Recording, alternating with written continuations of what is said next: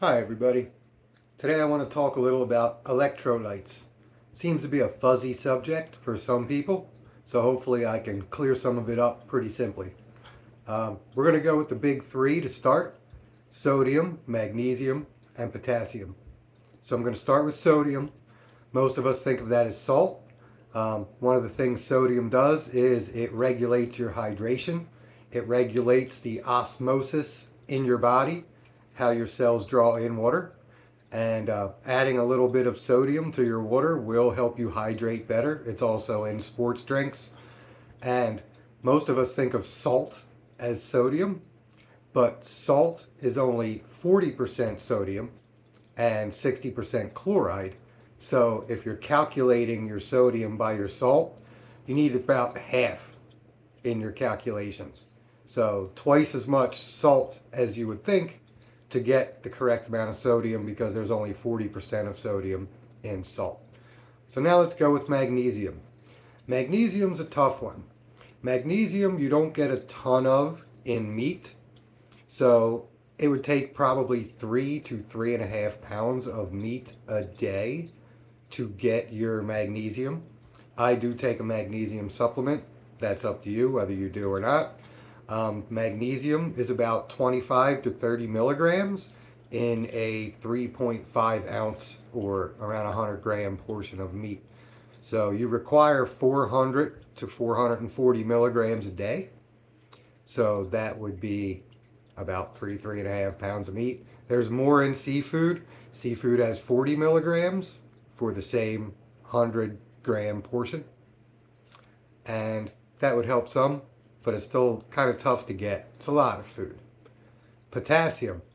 Potassium you need about 3,500 to 4,000 milligrams a day, and you get about 250 to 300 milligrams in that 100 gram portion of meat, about 3.5 ounces. So you can get your potassium in about 2 to 2.5 pounds of meat in a day. If you drink milk, you can make that number up quickly, because milk has about 400 grams, 370 milligrams, 370 to 400 milligrams per cup, which is 8 ounces. So if you drink a lot of milk, you can make up your potassium very quickly. So that's typically not a problem. The other electrolytes, phosphorus, bicarbonate, and some of those, we don't worry about them too much, because phosphorus, you get about 60 milligrams per 1 ounce of meat, so that's really not a problem. If you're a carnivore, you eat a lot of meat, that is more than enough. And bicarbonate, which regulates your acidity in your body, that you get through a carbon dioxide process. It turns into from carbon dioxide to carbonic acid and then into bicarbonate. So we don't have to worry about that. We get that through breathing. Our body makes that. And the point of electrolytes being important is because our body is an electrical system. Our muscles, our nerves, our brain, our heart, they all function on electrical impulses. Our body is like one big battery. We're basically made up of mostly water and electrolyte solutions to conduct the electrical impulses in our body. So that's why electrolytes are important. That's why you got to kind of make sure you're doing your job and getting your electrolytes.